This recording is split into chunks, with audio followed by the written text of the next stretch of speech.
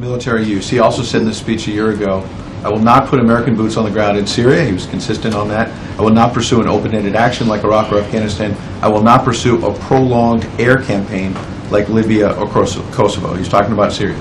Haven't we now seen a prolonged air campaign in Iraq and now potentially expanding that into Syria? So how does this not become, how does he ensure that this does not become mission creep?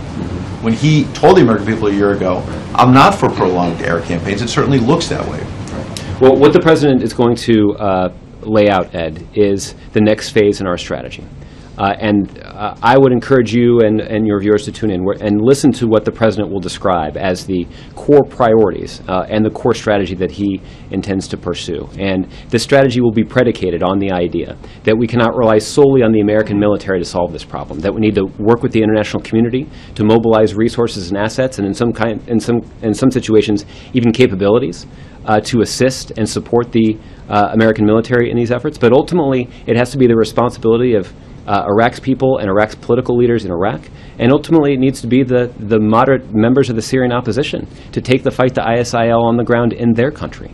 And that is how we will solve this problem, not just in the short term, but what the President's looking for are longer-term solutions. And that if we want sustainable, enduring solutions, it's going to require building up the kind of on-the-ground capability for individuals and countries to secure their own ground. And that's what will prevent terrorist safe havens from sprouting up that could ultimately, down the road, threaten the United States, our interests, and even eventually our homeland.